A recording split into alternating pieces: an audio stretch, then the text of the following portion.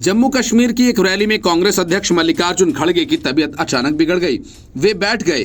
कुछ देर बाद जब वे सहज हुए तो अपनी बीमारी का वायरस पीएम मोदी की तरफ फेंका और कहा कि जब तक मोदी को सत्ता से हटा नहीं दूंगा तब तक मैं मरने वाला नहीं। मल्लिकार्जुन खड़गे की इस घटिया टिप्पणी पर दूसरी पार्टियां क्या, खुद कांग्रेस भी खामोश हो गई। लेकिन अब अमित शाह ने मल्लिकार्जुन खड़गे को अपनी रडार पर लिया और खड़गे के शब्दों को अपमानजनक करार दिया। अमित शाह ने सोशल मीडिया प्लेटफॉर्म एक्स पर खड़गे के बयान की आलोचना करते हुए लिखा कि कल 29 सितंबर 2024 को कांग्रेस अध्यक्ष श्री मल्लिकार्जुन खड़गे जी ने अपने भाषण में खुद अपने नेताओं और अपनी पार्टी को शर्मिंदा कर दिया। अपनी कड़वाहट दिखाते हुए उन्होंने बिना किसी वजह के प्रधानमंत्री नरेंद्र मोदी को अपने निजी स्वास्थ्य के मामले में घसीटते हुए कहा कि वे तभी मरेंगे जब मोदी सत्ता से हटेंगे। ये दिखाता है कि इन कांग्रेस नेताओं के दिलों में मोदी जी के लिए कितनी नफरत और डर भरा हुआ है। वे हर समय उनके ही बारे में सोचते रहते हैं। गृह मंत्री अमित शाह ने कहा कि प्रधानमंत्री नरेंद्र मोदी और उनकी सरकार किसी के स्वास्थ्य के मुद्दे पर राजनीति नहीं करती। उन्होंने खड़गे के स्वास्थ्य को लेकर कहा कि जहां तक कांग्रेस अध्यक्ष के स्वास्थ्य की बात है, पीएम मोदी प्रार्थना करते हैं, मैं भी प्रार्थना करता हूं, खड़गे दीर्घायु हों, स्वस्थ रहें। 2047 तक विकसित भारत का निर्माण होते देखना चाहिए और ये सुनिश्चित करना चाहिए कि ये स्वस्थ रहें। 29 सितंबर को कांग्रेस अध्यक्ष मल्लिकार्जुन खड़गे जम्मू कश्मीर के बिलावर में एक रैली के दौरान आतंकी हमले में शहीद हुए जवानों को श्रद्धांजलि देते वक्त भावुक हो गए थे। उन्होंने कहा था कि हम कश्मीर को राज्य का दर्जा दिलाने के लिए लड़ेंगे। मैं 83 साल का हूं, लेकिन जब तक प्रधानमंत्री मोदी सत्ता में है और भाजपा देश पर शासन कर रही है, मैं न तो चैन से बैठूंगा और न ही मरूंगा। यह बयान उस समय दिया गया जब खड़गे शहीद जवानों के प्रति सम्मान व्यक्त कर रहे थे और वो खुद भी इस दौरान भावुक हो गए थे। कुछ पल के लिए उन्हें असहजता महसूस हुई, लेकिन उन्होंने जल्द ही खुद को संभाल लिया और अपने भाषण को जारी रखा। इस घटना के बाद प्रधानमंत्री नरेंद्र मोदी ने खड़गे को फोन कर उनका स्वास्थ्य का हालचाल जाना था। खड़गे की तबीयत जम्मू कश्मीर के बिलावर में आयोजित चुनावी सभा के दौरान अचानक बिगड़ गई थी।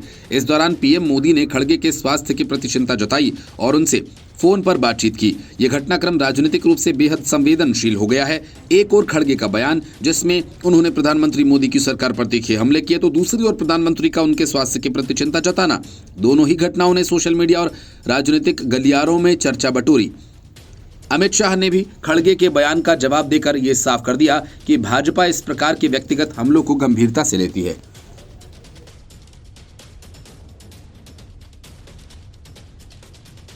सरकारी खर्चे पर अपना प्रचार करवाना अरविंद केजरीवाल और आम आदमी पार्टी की पुरानी आदत रही है। हद तो तब हो गई जब केजरीवाल के इस्तीफा देने के बाद भी डीटीसी की बसें अरविंद केजरीवाल की तस्वीर पीछे चिपकाए दिल्ली की सड़कों पर घूम रही हैं। लेकिन अब इन बसों से केजरीवाल और कैलाश गहलोत दोनों ही की तस्वीर हटाए जाने के आदेश दे दिए गए हैं। हालांकि डीटीसी का ये फैसला आम आदमी पार्टी को पसंद नहीं आएगा और वो किसी न किसी बहाने से इसके लिए उपराज्यपाल पर निशाना साधेंगी। लेकिन इन सब को नज़रअंदाज कर डीटीसी ने अपने डिपो प्रबंधकों को अपनी बसों के और परिसरों से सभी राजनीतिक पोस्टर्स हटाने के निर्देश दिए हैं, जिसके चलते अब डीटीसी बसों से अरविंद केजरीवाल के पोस्टर हटा दिए जाएंगे। एक वरिष्ठ अधिकारी ने बातचीत के दौरान कहा कि इस आदेश के चलते अब डीटीसी बसों पर केजरीवाल की तस्वीर वाले पोस्टर हटा दिए जाएंगे, क्योंकि वो अब मुख्यमंत्री नहीं हैं। डीटीसी के परिचालन विभाग द्वारा 27 सितंबर को जारी परिपत्र में कहा गया कि सभी डिपो प्रबंधकों को निर्देश दिया जाता है कि वे दिल्ली परिवहन निगम की बसों और डिपो परिसरों से सभी राजनीतिक पोस्टर्स को तत्काल प्रभाव से हटा दें। सभी संबंधित डिपो प्रबंधकों को निर्देशों का पालन करने और उच्च प्राधिकारी के अनुसरण में आदेश का अनुपालन प्रस्तुत करने का निर्देश दिया जाता है। फिलहाल डीटीसी बसों पर पूर्व सीएम अरविंद केजरीवाल और परिवहन मंत्री कैलाश गहलोत की फोटो वाले पोस्टर लगे हुए हैं। इस बारे में पूछे जाने पर गहलोत ने कहा कि उन्हें ताज़ा घटनाक्रम की जानकारी नहीं है। एक वरिष्ठ अधिकारी ने कहा कि ये कुछ भी राजनीतिक नहीं, ये एक रूटीन है जो विभाग नेतृत्व में किसी भी बदलाव के बाद करता है। बसों पर पोस्टर उस समय के थे जब केजरीवाल सीएम थे। अब चूंकि उन्होंने इस्तीफा दे दिया है, उनके पास सरकार में कोई पद नहीं है, इसलिए हम बसों पर कोई राजनीतिक या आपके राष्ट्रीय संयोजक का फोटो नहीं रख सकते। ये पूछे जाने पर कि क्या बसों पर नए मुख्यमंत्री का पोस्टर लगाया जाएगा, अधिकारी ने कहा कि अभी इस पर कोई फैसला नहीं हुआ है, हो सकता है कि बसों पर कोई पोस्टर नहीं लगाया जाएगा।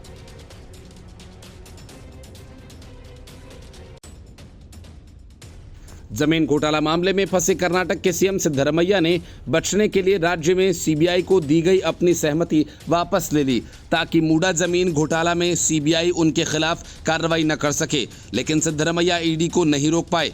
सूत्रों का कहना है कि ईडी मैसूर शहरी विकास प्राधिकरण यानी मूडा में हुए घोटाले को लेकर मुख्यमंत्री सिद्धरमैया की मुश्किलें बढ़ सकती हैं। उनके ईडी पीएमएलए के तहत मामला दर्ज कर सकती है। पिछले हफ्ते कर्नाटक लोकायुक्त ने कर्नाटक के सीएम और अन्य के खिलाफ धोखाधड़ी और अन्य धाराओं में मामला दर्ज किया था। विशेष अदालत ने भी मामला दर्ज करने का आदेश दिया था। आरोप है कि कर्नाटक के सीएम की पत्नी को 2011 में कथित तौर पर मैसूर शहरी विकास प्राधिकरण की तरफ से तमाम नियमों को ताक पर रखकर 14 हाउसिंग साइट दी थी। अब जल्द ईडी मनी लॉन्ड्रिंग का केस दर्ज कर जांच कर सकती है।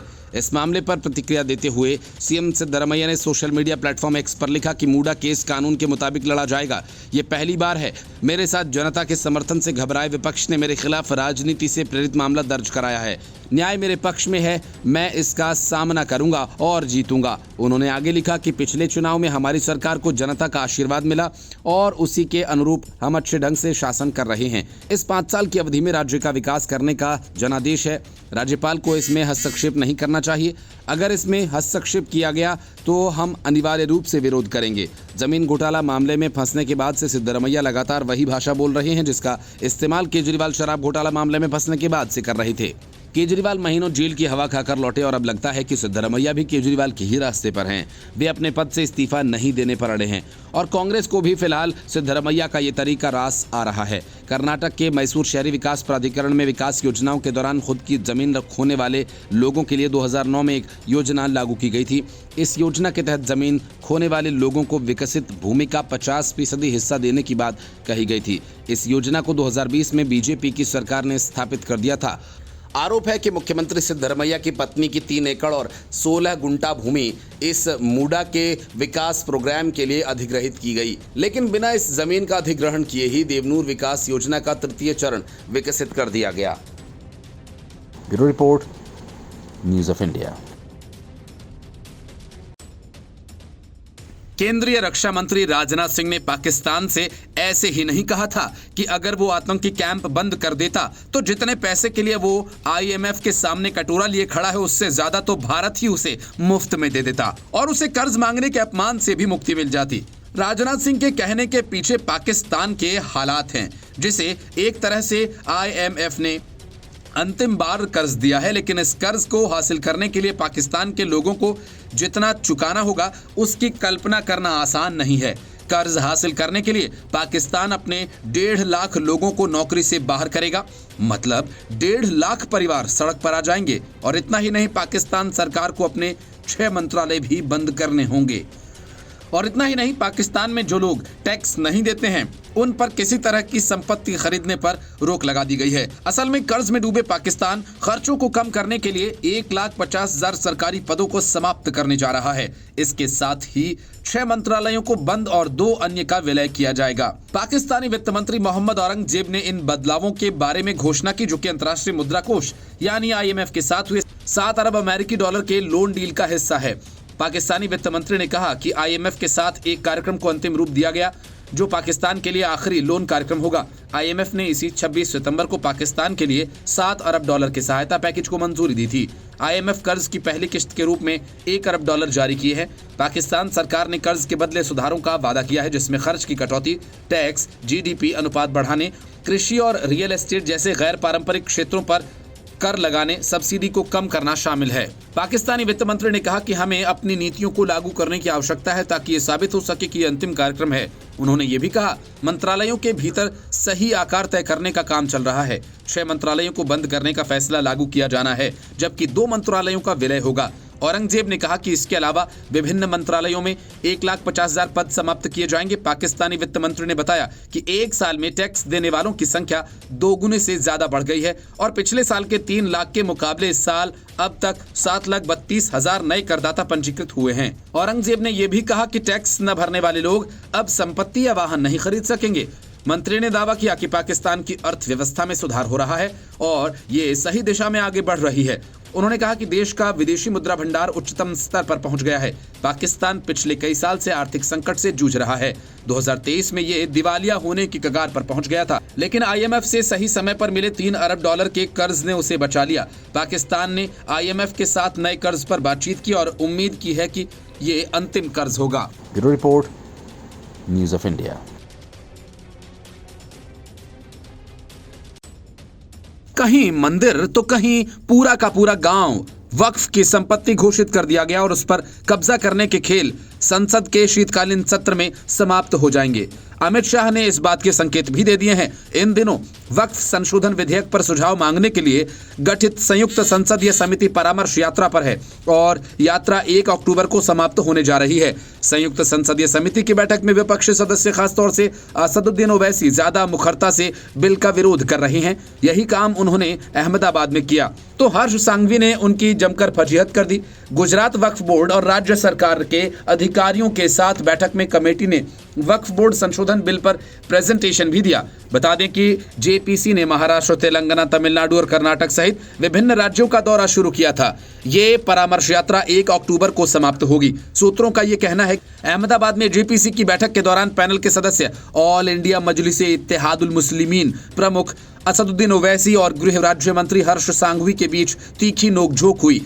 हालांकि सांघवी ने ओवैसी के साथ हुई बहस पर टिप्पणी करने से इनकार करते हुए कहा कि जेपीसी समिति के सामने सभी नागरिक के हित में सुधारों के संबंधित सुझाव पेश किए गए, लेकिन मैं जेपीसी की विशिष्ट चर्चाओं का खुलासा नहीं कर सकता। मैंने नागरिकों के कल्याण से संबंधित मुद्दों को संबोधित करने का अपना कर्तव्य पूरा किया। सुझावों के बारे में पूरी जानकारी जेपीसी समिति के नियमों के अनुसार मीडिया को प्रदान की जाएगी। इस संबंध में खड़िया विधायक इमरान खेड़ावाला ने विधेयक को लेकर 14 संशोधन पेश किए। बैठक से लौटे इमरान खेड़ावाला ने कहा कि वक्फ बोर्ड संशोधन बिल बीजेपी सरकार की राजनीति है। ये बिल और इसका ब्यौरा मुस्लिम विरोधी है। मुस्लिम समाज इस कानून का विरोध करेगा। इस बीच वक्फ बोर्ड संशोधन बिल के विरोध में टाटा स्काई लाइन होटल के बाहर कई मुस्लिम कार्यकर्ता और नेता मौजूद रहे। इस दौरान उन्होंने बिल के खिलाफ नारेबाजी की। मुस्लिम सामाजिक कार्यकर्ताओं ने विरोध करते हुए कहा कि वक्फ संपत्ति मुस्लिमों की है और दान में दी गई है। वक्फ नियमों में संशोधन के लिए 8 अगस्त 2024 को लोकसभा में वक्फ संशोधन विधेयक पेश किया गया था। हालांकि कुछ विपक्षी नेताओं ने इस बात पर विरोध जताया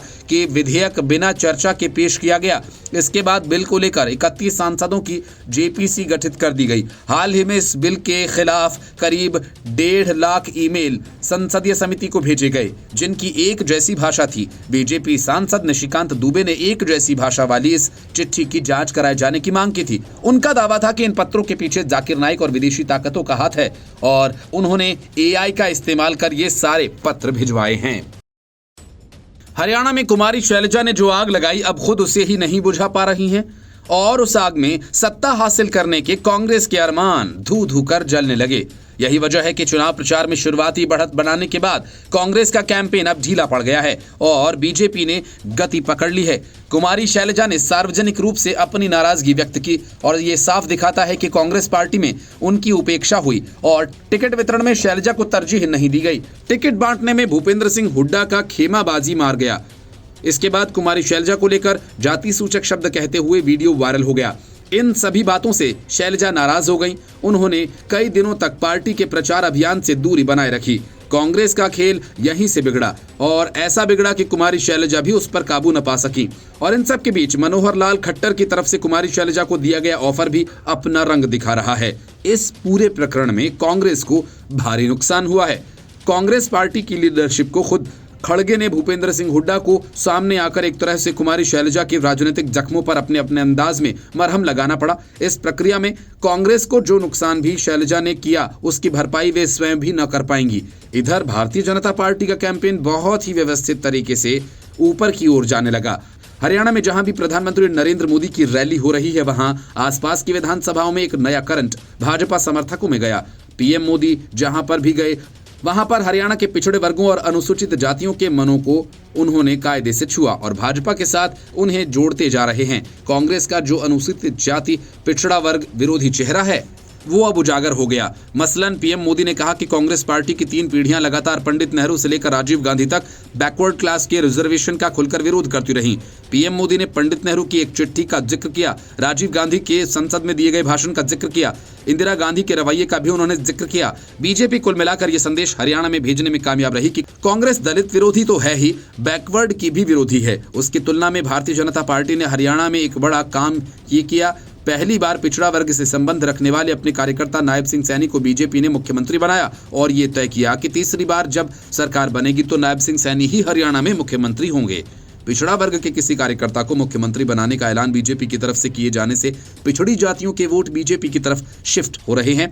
पिछड़ी जातियां कई वर्षों से पीएम मोदी की समर्थक तो रही ही हैं। इसके साथ ही कांग्रेस ने जो लोकसभा चुनाव में संविधान पर हमला होने का नैरेटिव लोकसभा चुनाव में खड़ा किया था, उसे बीजेपी काफी हद तक हरियाणा चुनाव में तोड़ पाएगी। अनुसूचित जातियों के कुछ वोट्स बीजेपी से खिसक कर कांग्रेस के भ्रामक प्रचार के कारण वहां शिफ्ट हो गए थे, उसमें से बड़ा हिस्सा बीजेपी अपने पाले में कर पाएगी।